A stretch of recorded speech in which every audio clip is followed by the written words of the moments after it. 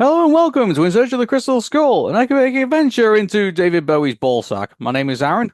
My name is my name is Patricia. I'm sorry, just what did we just watch?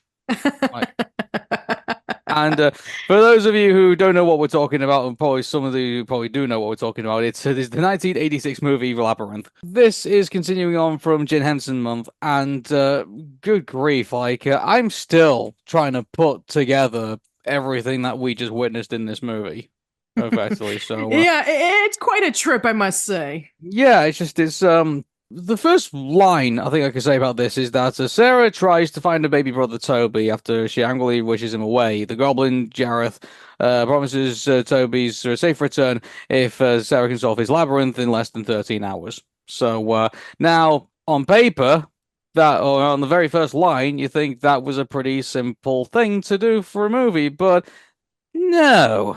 We are introduced to all sorts of interesting, creepy, horrendous things, and also a very interestingly dressed David Bowie. Yes, Uh, in more ways than one. Like he has such lavish outfits and also he has very tight pants that is able to show off all of his features. yeah, and I have to say, no, they don't. It doesn't spare any particular detail. He might as well have been walking around with nothing on at all, effectively. Well, you know what? I mean, in The Last Unicorn and The Dark Crystal, we were able to see boobs. So I guess in Labyrinth, they want us to see the male genitalia in that kind Uh, of detail. You know what this sort of kind of reminds me? I think it was the movie Me, Myself, and Irene. I think it was with Jim Carrey. And Yes. he does the bit where basically, when they do like that cutaway of like him basically taking a dump in this guy's backyard. And but when he pulls down his underwear, you can sort of see a silhouette of like his balls and his dick effectively. And it's yeah, I think that's the only last time I saw someone junk. Well, I mean, no, actually, to be fair, I also saw, I think Django Unchained, I think was also the last time I think I saw. If it was Jamie Foxx, I think we have seen his junk in all its glory. But good grief, I mean, I've had like more interesting, times to say in movies where you've seen that, but this is PG for crying out loud. You know, And it was acceptable in the 80s. shut up. So, this is directed by Jim Henson, and it shows. And it was written by not Jim Henson. It was actually written by Terry Jones from Monty Python's Flying Circus. Yeah, there's that too. So, these interesting brains, and I use the term interesting quite a lot here because, yeah, it's the way that this whole thing seems to have come together is just, yeah,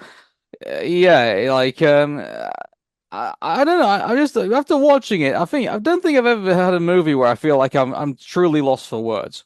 I Yeah, think. now I know what they were trying to do. They were trying to basically make like a lighter film because after Dark Crystal, which was supposed to be very dark and gloomy and very serious, they wanted to make something a little bit more lighter in tone and campier and take it back into the likes of Wizard of Oz or Alice in Wonderland. It's about like, oh, you have this young teenage girl and she's in this world and she's surrounded by all these strange creatures and this world that is filled with a lot of twists and turns, and she needs to be able to do something. Whereas with both Alice and Dorothy, they're just trying to get back home. But with Sarah, she's trying to get back her baby half brother after she wishes him away to be taken by the goblins, and then she changes her mind like a moment after she realizes he's gone. I mean, I guess let's start with that. Let's start with our protagonist in all this. Yeah, Sarah. When looking back at certain scenes, they really do go for the Dorothy route, don't they? With this Yeah, where character. basically very similar to both Dorothy and Alice, where, with Dorothy, she is living in this dull, boring, drab farmland in Kansas, and she wants to have more excitement in her life. That's why she's staying somewhere over the rainbow. Alice, she thinks that everything is dull and boring, and she wants to have something a little bit more exciting in her life. And very similar to both of these characters, they do. Dorothy goes into the land of Oz, Alice goes into Wonderland, and they realize that it's a lot more than they can handle and they try to get themselves back home.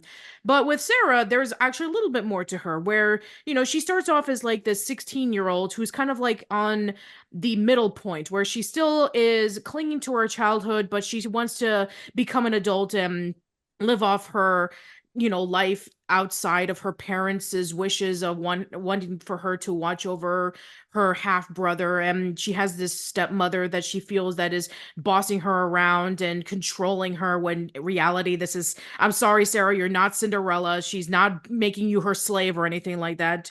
But yeah, she is kind of like in that cusp where she's in that awkward phase where she wants to be able to be treated as a child, like getting all the attention, but then she has her half brother who's still a baby and crying, and she's like, "No, you take all the attention away, and I wish that you would just be taken by the goblins," and all that kind of stuff. So yeah, she's in that awkward cusp, I'm sure, at some points where everybody's feeling like, yeah, I'm at that teenage year where I want to be treated as an adult, but at the same time I still want to have the attention and the surroundings of being a child, where she's surrounded by a whole bunch of dolls and toys, and she's reading off the Labyrinth book, and she is dressing up as a princess wandering around in this park and all that kind of stuff. It's quite interesting, to say the least. Well, it's just yeah, this girl is clearly troubled. I think when Yeah. you look at it, and here's the thing about this though is that you can kind of get an understanding of where she's coming from the scenery. But I mean, if you nip out just for a moment to get something from the kitchen, then you come back again, you would missed it. At the very beginning of the movie, because it's clearly you can clearly see that she's missing her mother, who I'm guessing has probably died of the off-camera disease, I probably imagine. And Possibly. yeah, and so she clearly is missing her, and that's basically really making her behavior a lot extravagating it to a great degree. So I can understand from that point of view, but I mean, they didn't really make a good go of that in the story. And I think if they actually said, "Oh yeah, this is a thing that is a trait of a character," and they made that more of a thing in the movie, I think we probably wouldn't. I think her behavior probably be a bit more understood. But unfortunately, they don't explain it that well.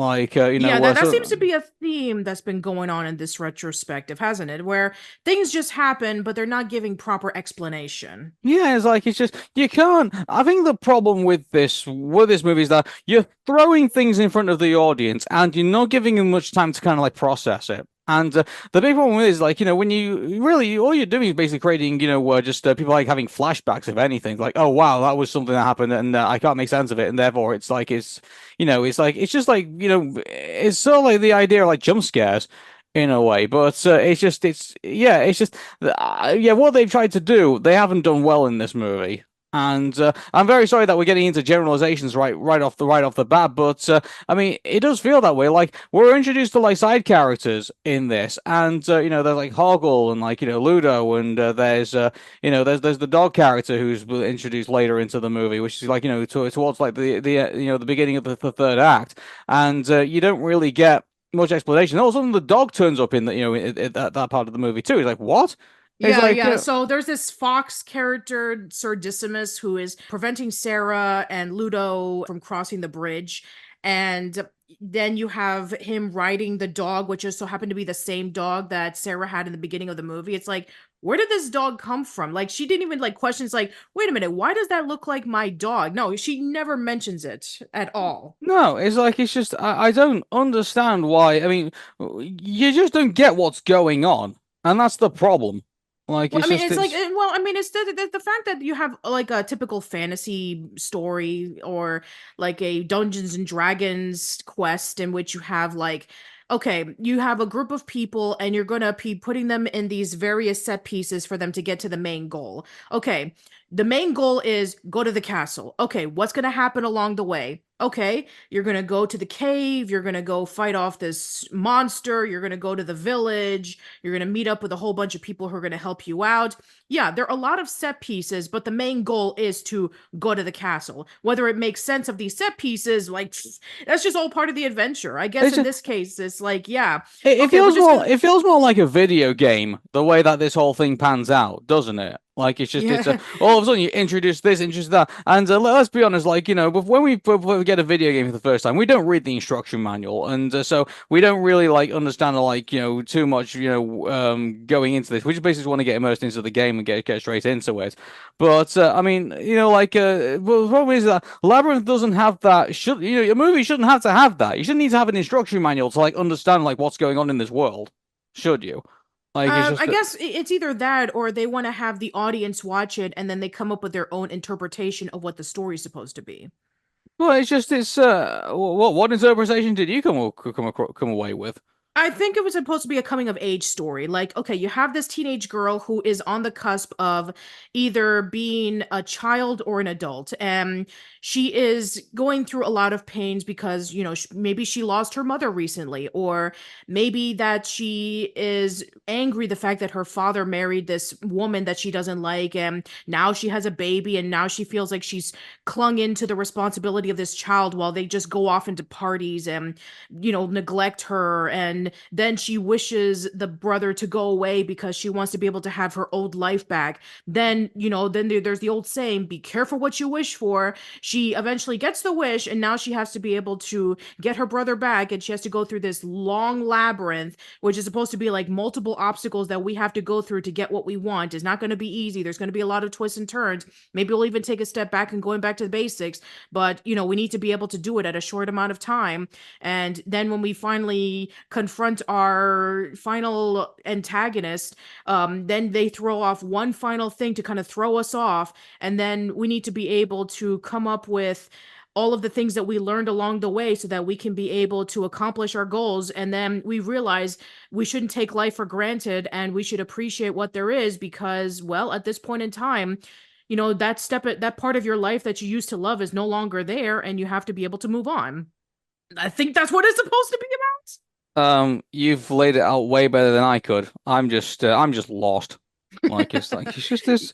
The thing with this is that you're bringing characters, and where are the relationships in with these characters at all? Like where Yeah, like this whole friendship quote unquote thing with between Sarah and Hoggle is very confused. he's alongside with Jareth to prevent Sarah from going any further in the labyrinth. His task is that when he finds her, he's supposed to take her back into the beginning of the labyrinth. But he starts developing a friendship with her. But then he's a coward, and Jareth is threatening Hoggle that if he continues to help her, he's going to take her over to this bog of stench. And then he's afraid, and then he becomes a coward and runs away, or basically ditches her. But then that's when Sarah steals his jewels, and then she holds them until Hoggle can take them back. But then you have Hoggle helping her, but then is he helping her because she's his friend, or is he trying to get the jewels back? But then we get little bits of it. It's like, oh no, that they're actually friends. And then he becomes a coward again, and then he finally goes back and he helps her throughout the rest of the journey. So I guess it's supposed to be overcoming your fears, even though that you're going to go through severe consequences if you do. I think it's just terribly written. That's just my opinion, but whatever. So there's that is a problem, and then you basically just have like Luto. Effectively, he's just like he's your typical like big character who basically can say very little and has a power. Like a lot of the characters in this are effectively very very one note, and they don't really go any further than their character trait effectively, or basically their trope. I mean, that's what a lot of fantasy stuff is. It's like, okay, you have Excuse me, the no, we've excused we've been introduced to a lot of fantasy stuff. We've had, I mean, I get it's a bit unfair, but I mean, like we've had other fantasies, in the past that you and I have talked about. We've had Harry Potter, we've had Lord of the Rings, we've had Narnia, we've had like various other, things that have no problem explaining their characters, giving their relationship with their characters, sending them off on this adventure, and dare I say, doing it with even more of a larger cast, dare I say, than Labyrinth had. And I just this movie just seems to struggle with the idea of creating characters with depth, be able to establish relationships amongst all the characters, and have some kind of like meaningful build towards them all. To have this like companionship they have. So like they're on like this quest or this adventure or trying to help out Sarah basically retrieve this child. And I don't know, it's just like given the fact that I've been exposed to various other fantasy adventures that unfortunately are better than this, I can't really say that Labyrinth really stacks up with all the other media that I've consumed, in regards to this genre. Yeah, I wouldn't necessarily compare Labyrinth to Lord of the Rings or Narnia or Harry Potter. I would compare it to something like Wizard of Oz or Alice in Wonderland, where it's about one girl and she wishes for something more and she gets her wish and it just becomes overwhelming for her. And now she wants to go back to where she was before, where she appreciates what the life that she was living before has to offer. And Even I would argue, even with the Wizard of Oz, I mean, at least we had like some relationships to establish between. Even we had musical numbers establishing our characters. Like for every individual one, they're just kind of thrown in a lap really here in Labyrinth. Yeah, I do agree. Whereas, unlike in Dark Crystal, where the music was able to fit really well with its setting, it feels so out of place having this synth music surrounded by trees and goblins and a labyrinth and forests and all that kind of stuff. It just feels more dated than what it is. It's like it almost feels like he's trying to go for like a very mediocre 80s adult contemporary, or it's trying to go back to the 70s. And it's just, but this is 1986, where this is like we're 4 years away from the 90s, for crying out loud. Like I can't believe that something can like feel so dated in regards to music, but then like trying to be as as mediocre as it must be. And this is David Bowie that we're talking about. He's a legend in all of this. We all know Starman. We all know like all the other music pieces that he's done. Like I just find it crazy that you could have such a legendary artist in the middle of your project, and yet this is the music that comes from it.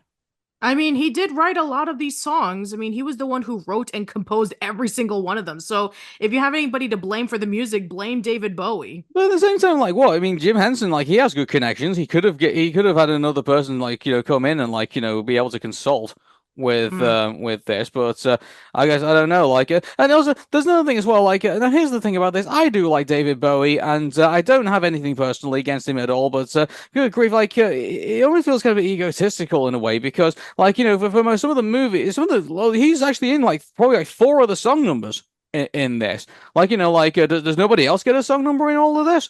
Like, No, I mean, if you have David Bowie, you're gonna squeeze it for all of its worth. yeah, but I mean, like, only when it's worth it. I mean, like, so the bit where he's like doing the music number with the goblins and like bragging about having the baby, yeah, and also like building up the tension for Sarah to finally get to the castle in the middle of the labyrinth. Yeah, totally go for that. And maybe another explanation, like for example, like you have like and I get this is a bad example, but in the Super Mario Brothers movie, you have Bowser like singing Peaches, for example, like and it makes sense because obviously he's obsessing over the fact that he wants a relationship with Princess Peach, and he's also like expressing his his hatred of like all the other characters in the movie, effectively, Hmm. and feeling that they're getting in his way of like true romance with Princess Peach, and like you could have another one with that where you have the David Bowie character explaining himself a little bit maybe, and having like a slow moment of like with just the piano and just him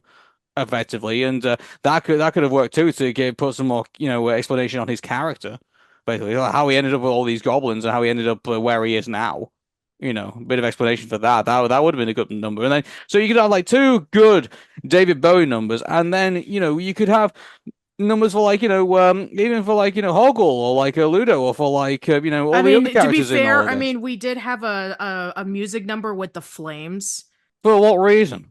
Yeah, there was absolutely zero reason for this moment to happen where she is confronted by these flames, which are essentially like these creatures that can be able to blow fire and throw around their appendages like if it was nothing. Like, I have no idea how that's possible. And what does this have anything to do with the plot? Absolutely nothing. Did Jareth send them over to distract her? No. Did did they have any clue on how to get to the castle? No, they're just there because we need to have another song number. So yeah, that is probably the most useless song number in the entire movie. Well, as something like along the lines of um what was it, as the world falls down, there's a reason why that happened, where she was like hallucinating after she ate that peach, and then she was in that masquerade ball. The whole purpose of that was that Jareth wanted Hoggle to give Sarah the peach so that she can be able to forget the reason why she was in the labyrinth in the first place. And then you have this fantastical, this amazing masquerade ball where everybody is dancing and having a party and having a good time. And she's slowly forgetting about her brother and the labyrinth and why she's there. She's just imagining that she is in this amazing ball having fun. And then she realizes, oh, wait, I have to break out of this because I need to save my brother when she sees the clock on the wall. So, yeah, there's a reason for why that song exists. And as for Magic Dance, it's just showcasing David Bowie that he has the baby, and that's it. So yeah, I mean, those songs, they look strange and they are presented strange, but they have a purpose. Whereas the Flame Dance has absolutely no reason why it should be in that movie at all, other than just spectacle. They should have had like just two David Bowie numbers, I think, and then they should have given musical accompaniments for like all the other characters. Like, look at the Wizard of Oz. Like, what we had a music number for Dorothy, we had a music number for the Scarecrow, we had a music number for the Lion, and we had a music number for the Tin Man. And also, I think we had a few, other music numbers, like, to say that the witch is dead, and how else we're going to carry on with, like, the movie. The music numbers carry the story. That's why Wizard of Oz is still holds up to this day. Like, I mean, obviously, there's all the backstage trouble. We all know about that. But I mean, like, as a theatrical production, it still holds up. Yeah, Like, and with Alice in Wonderland, I mean, I guess, depending on which version, but for the sake of ease, I'll just say the animated Disney version from the 50s. That has a lot of song numbers too, where, you have the March Hare and the Mad Hatter singing about the Unbirthday song, or you have Tweedledee and Tweedledum singing about the woodcutter and the walrus, or you have Alice singing about good advice, where she is at her breaking point, where she realizes that she should take her own advice about not wandering around and being thankful for what she has in her, in the real world, as opposed to this wonderland where she wants to have everything amazing. Or painting the roses red, where you have the cards painting the white roses red so that the Queen of Hearts doesn't chop off their heads. There are reasons why the songs are in the movie. And I think that they were trying to do the same thing here in Labyrinth, whereas in Dark Crystal, we didn't have song numbers at all. We just had the ambiance soundtrack from Terry Jones. But yeah, I would say that if you were to look on at face value, it's like, what is going on? Why are these songs even here? Why is David Bowie just like dancing around with these goblins? And what's with this masquerade ball? People with masks and lavish costumes and all that kind of stuff. There you is know a what? message there. It kind of makes me feel like David Bowie went into this project thinking, hey, I've got music videos for the next four, MTV songs I need to release. Like it kind of makes me feel like who was his MO going into this movie. Thinking, oh wow, look at this! I could use all these clips in like any future like music projects I'm gonna do. Where even if this movie bombs. Like I'm astonished of like how they had so much talent, put into this, and yet it comes across as just very messy, very very flat and very half baked. Effectively, and which is frustrating because well, I mean, let's go into I mean, we talked about what's very negative about this movie. I mean, let's talk about what's great about this movie. Sure. Today. So, like, the costumes are great. in all of this. I think the sets and the effects, they're all fantastic in the way Yeah, they do I it. I would mean, say that the variety of sets are much better than I would say Dark Crystal, where everything just looked kind of samey. This one has a lot more variety. You have obviously the beginning of the movie where it's set in the real world, and you have like this small coastal town. I don't know where it is. It looks like Maine or somewhere up in the northeast of the United States. And then you have obviously the labyrinth, you have the cave, you have the forest, you have the bog of eternal stench, you have the bridge, you have the Goblin City, you have the castle itself. So there is a lot more set pieces to play around with as opposed to Dark Crystal, in which you just have okay, you have where the Skeksis live, where the Mystics live, the desert, the forest, and where the creatures that raise Kira live, and that was pretty much it. yeah, it's um one of the great things about the effects in all of this, and also the costume designs, I think are also fantastic as well. Like you know I think Sarah, the way that she's put together. By the way, when they did the whole fantasy scene, even though it didn't make much sense, I mean, the one thing I will say is that the costumes were pretty beautiful in the way that they very Yeah, much I would say explained. that they're very lavish and very detailed in design. Like we said before, very similar to the variety of costumes that they had in Dark Crystal, where you had the Skeksis who had all the different types of jewelry and very fancy fabric, while the Gelfins were very plain looking.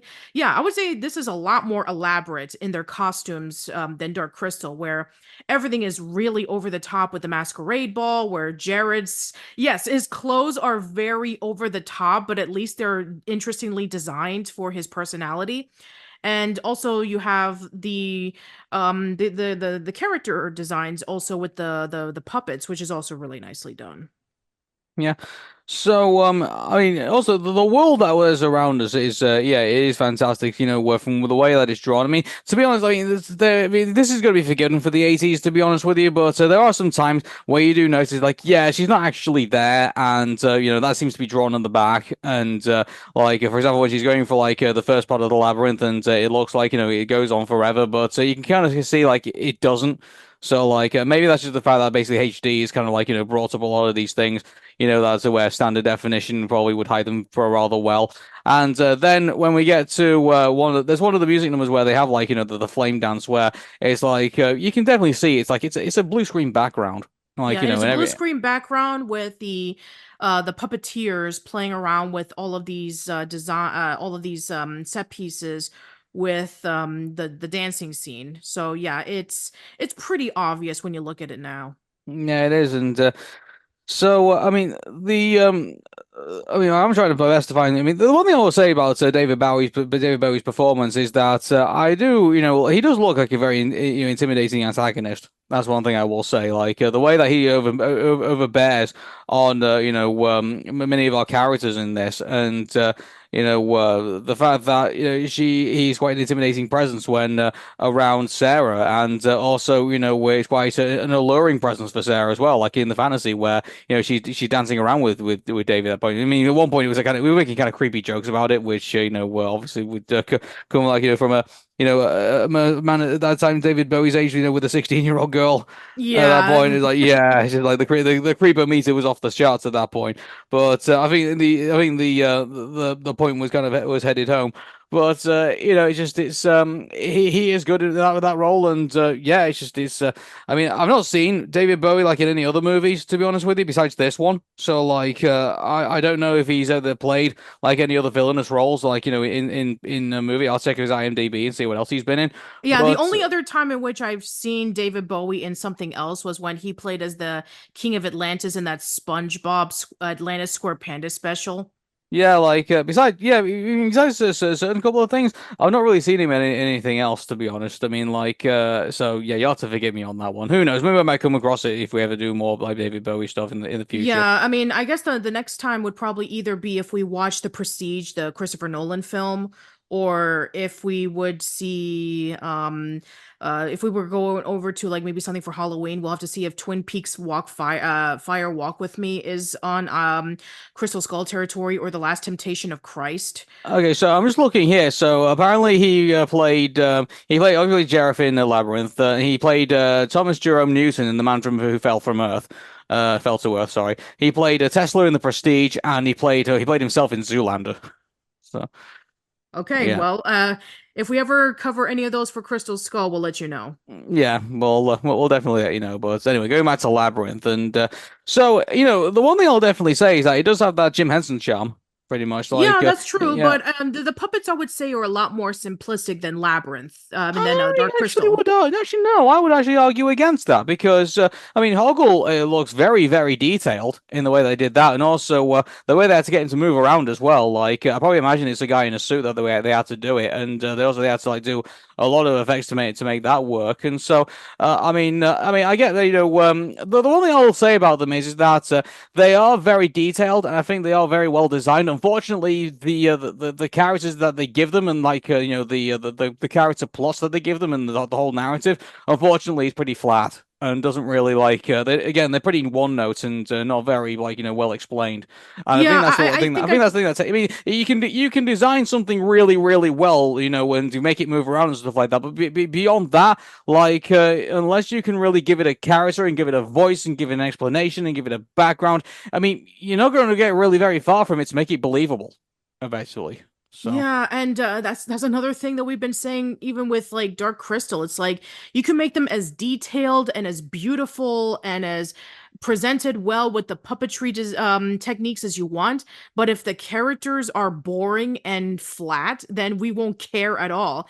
So yeah, I do agree. Whereas like Dark Crystal, the characters were just so one note and bland that we just didn't really care about them at all.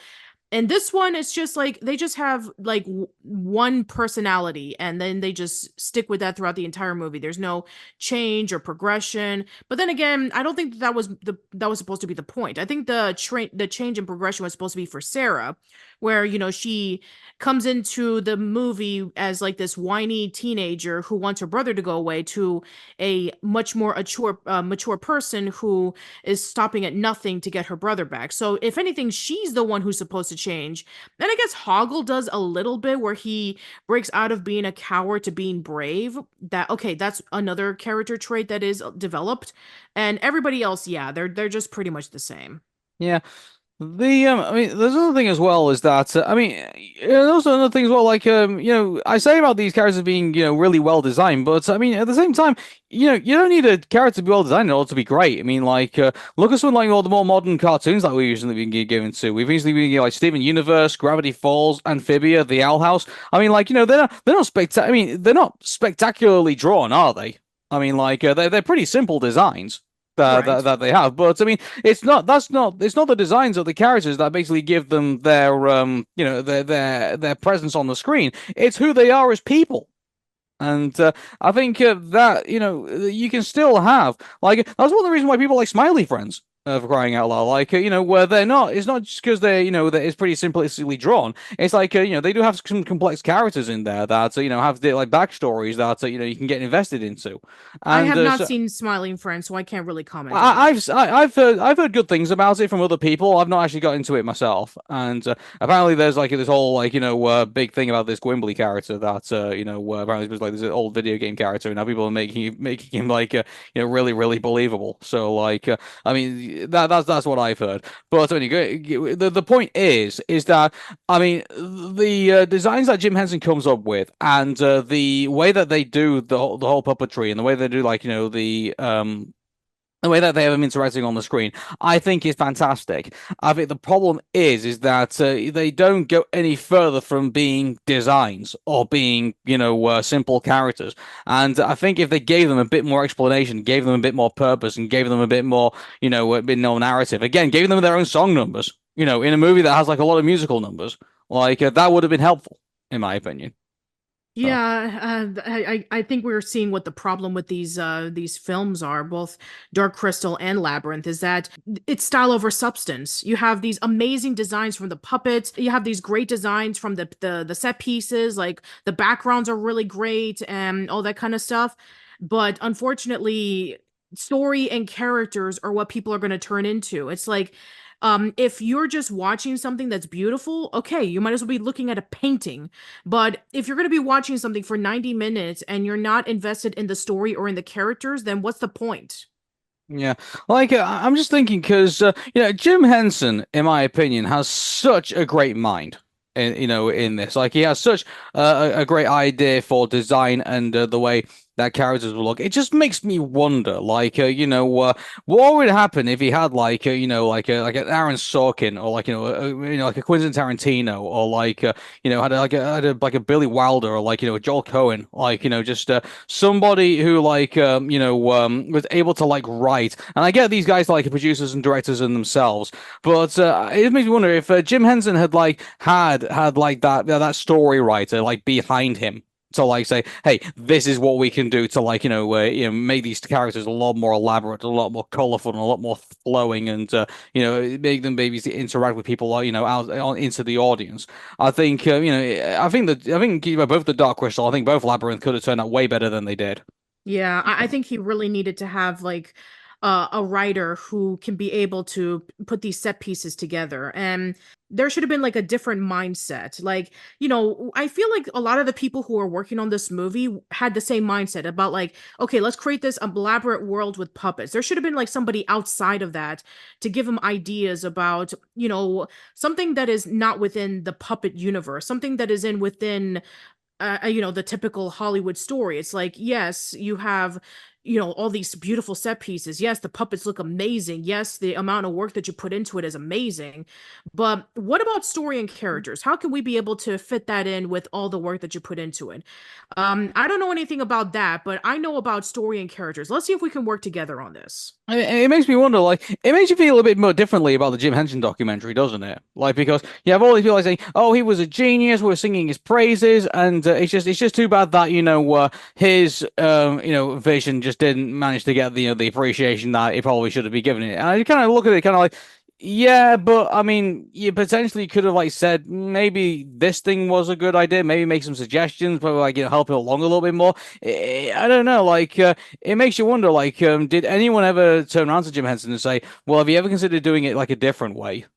It I just knowing it's Jim Henson, I think he had a vision and he wanted to do that vision. yeah, and that might have been part of the problem, I think that's a similar unfortunately. problem that we said about Don Bluth. It's like, he had a vision of wanting to go back into like the olden days of Disney back in the 30s and 40s. And, for a while they did, when he was teaming up with Steven Spielberg and George Lucas when they did American Tail and The Land Before Time and All Dogs Go to Heaven. But then afterwards, when he split off from them and he went off and did his own thing with his own company, his stuff suffered because he was still trying to catch up with Disney when they were at their Renaissance period. But if he would have strayed far away from Disney, he would have stood out of amongst the the major competition in the 90s. Can And you, unfortunately, can you imagine if he teamed up with Katzenberg?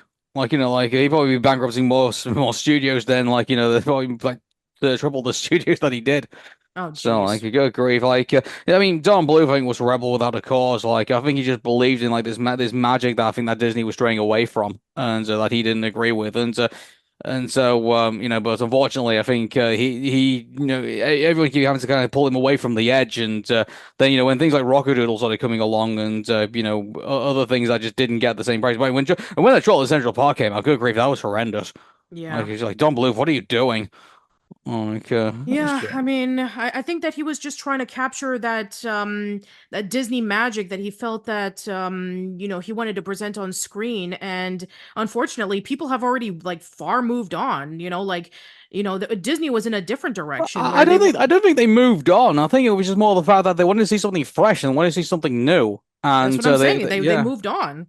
They yeah, but moved it's away from the 30s and 40s Disney-esque presentation. They were in the 90s where everything was a lot more unique with its storytelling. There was a lot more musical numbers and all that kind of stuff. So Yeah, I mean, with Don Bluth's problem, it was that, he was staying in the past. I think with Jim Henson's problem, it was style over substance, where, yes, the puppets look great. Yes, the set pieces look great. Yes, the backgrounds are amazing. And all the work that you did with the puppets, like controlling them with three or four or even five people, that's amazing. Yeah, I mean, all that stuff with the Muppets, you had like a collaboration of different writers coming together and doing a whole bunch of gags and having a lot of characters who had great personalities and all that kind of stuff. That works for a TV show, and if you can do it for a movie with a lot of charm, absolutely. But if you're trying to stray far away from that and tell like a much more bigger story with a lot more stakes, then yeah, you're going to need to work a lot on your writing and your characters, because you need to have personality and motivation and trials and tribulations and all that kind of stuff. Yeah, looking pretty is not enough. You need to have much more meat in your bones. Yeah, I think also on top of that, like I think the one thing that the Muppet and also Jim Henson Productions I think had in general as a problem is that I mean like they were more just like their inability to like kind of change around with the times. I think kind of like their brand sort of because keep in mind like I think the next the last big Muppets movie I think we'd say that was really spectacular I think was Muppet Treasure Island back in 1996. And then they wouldn't really have their next big Muppet movie until 2011 when they had the Muppets, when Right. they ended up rebooting the series Hmm. effectively. So like I think this is the problem I think that they had, and unfortunately kind of passed on after Jim Henson's death that they I mean boy they even did what the problem that Disney had at one point because they were just saying what would Walt do, and then they kind of just saying well what would Jim do in that, Yeah, and I would yeah. feel that after Disney bought off the rights to the Jim Henson Corporation and they had the rights to the Muppets, they didn't necessarily know what to do.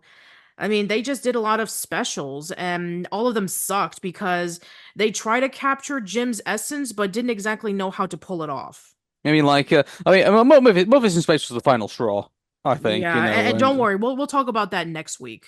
yeah, so. But I think we're all talked out with Labyrinth. Really, it's just it's. I mean, here's the thing about this. I'm sure there's going to be a lot of angry people like who have just listened to this podcast and say, "How dare you say this about Labyrinth? It's my favorite, Jim Henson movie." And it's like if it is, then great. I'm really glad that you enjoy it, and I'm not taking that away from you. But I mean, from my perspective, after watching it, probably as a child and forgetting it for a while, and then after revisiting it again, like several decades later, I mean, I've got to be honest with everybody, it doesn't hold up well.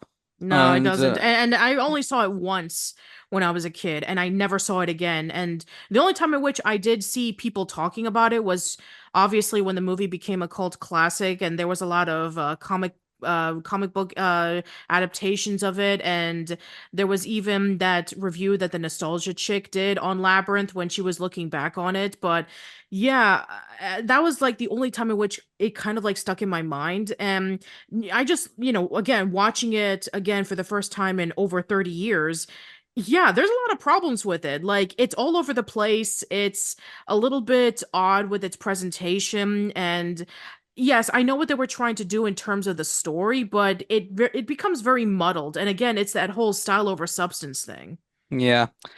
So for me, in regards to scoring, I mean, I think I'm going to give it props for its presentation, and but unfortunately for everything else, like it's. I mean, you need a story behind this, and you need. I mean, obviously, the message. I think, obviously, at least from Patricia's perspective, it does hit home, but unfortunately for me, it doesn't really do it. So I think, with me, I'm probably going to go towards. It's 5.75 out of 10 for me at the moment. I'll be honest with Okay. you. That's where I am at. It's either 5.5 or 6. That's where it's pushing to me in regards to the Okay, scale. So so let me ask you, 5.75 out of 10. so you actually thought that this was worse than Dark Crystal? I mean, dare I say probably yeah, because I mean, I'd probably say it's probably like on the scale probably Dark Crystal. I've always say is like so yeah, I mean like it's sort of on par with it really. And also it's at least with Dark Crystal, the Dark Crystal kind of felt a bit more vast than I mean with Labyrinth, it feels a little more smaller, and also there's a smaller cast of characters too. Yeah, So it's just you know yeah. what? I actually do agree. I think that Dark Crystal was a lot more ambitious. It had a bigger scale. It had a much more darker story to, to tell in terms of like prophecy and destiny and all that kind of stuff. And yes, yes, it is true that Dark Crystal has its own set of flaws. Like the story and the characters are so bland and basic that it's very hard to get invested in, but it did a lot of great things, like the music, the backgrounds, the amount of puppet work, all that kind of stuff is really, really commendable. Well, here all that stuff is pretty much the same. The backgrounds are great, the puppets are great, and the music, I'm not too keen on it compared to Dark Crystal, where Dark Crystal had a great moodish atmosphere with its soundtrack. It's either I think that with the music, it could either be hit and miss. It's like you either like David Bowie's music or you don't. I do like David Bowie's music. I guess in the context of this, it makes sense, but wasn't really too keen on it compared to the Dark Crystal soundtrack. And yeah, the characters are one note. I mean, they are a little bit more developed, I would say, than Dark Crystal, where the characters were so nothing that I couldn't get invested in any of them. Yes, they're one note, but at least they're better than zero note like Jen and Kira were, where they were just basically like, oh, here's the hero character, and here's the hero's girlfriend, who's a girl, and she's the same species as the hero. So, yeah, I mean, there's a little bit more to it where they actually do have like a backstory and they do have a little bit of growth. And for some of them, it's like, okay, you have just this one character who does this one thing, but at least they are somewhat entertaining. So I'll say that for Labyrinth, I'll give it points for characters. And yeah, I would say that there are some things. I would say that they both kind of even out. I would say I would give the same point that I gave to Dark Crystal 6. If you were to ask me if I like Dark Crystal or Labyrinth better, I'll just say Dark Crystal because I liked what they were going with it. Whereas Labyrinth, I can see what they were trying to do. They were trying to do a modern take on Alice in Wonderland and Wizard of Oz, but I just thought it was a little bit more odd with its presentation. Like I know that odd in presentation is supposed to be the point because it's supposed to strip away from the normal world, but this one was a little bit too odd for my taste. So yeah, I think they both even out. I think that they both have great things and they both have severe flaws. So yeah, I can't really. I guess it's in terms of personal preference if you prefer one over the other. But as for me, they both equal out. They both have similar flaws. They both have similar praises, and it's whether you like one thing or the other that kind of leads you more to one liking one thing over the other. So that's what I have to say. Cool. All right, everyone. So that takes care of Labyrinth, which unfortunately for Jim Henson, this will be the final movie he would ever direct. After this, he would go on to be executive producer for the remaining Muppet projects. But after 1990, when Jim Henson passed away, they continued on the Muppet legacy with A Muppet Christmas Carol and Muppet Treasure Island. But unfortunately, next week, to close off Jim Henson Month, we're going to be talking about the last Muppet movie before the 2011 version, Muppets from Space. But until then, my name is Aaron. My name is Patricia. Take care and bye bye for now. See you later.